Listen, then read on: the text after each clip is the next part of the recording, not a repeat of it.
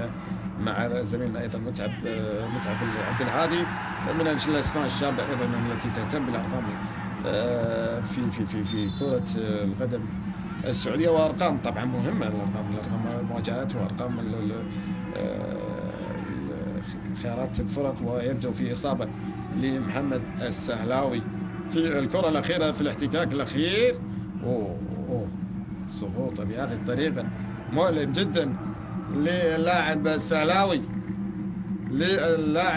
السلام إن شاء الله لمحمد السهلاوي لاعب النصر في آخر دقيقة جانب من الجمهور. يعني وإن كان قليلا لكن هوس الجماهير في ما تعشقه وهو النصر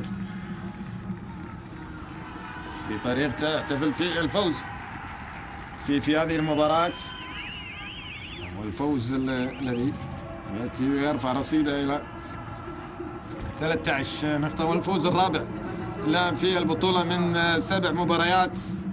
النصر الذي خسر مباراتين وتعادل في واحدة كانت مع الفتح، وطبعا الانتصار يأتي الرابع الآن في مستوى البطولة، بطولة الدوري، والهدف الثالث لأحمد عباس. أعتقد أنه يبدو أن السهلاوي راح تكون إصابته مؤثرة، وأعتقد أن دقائق المحتسب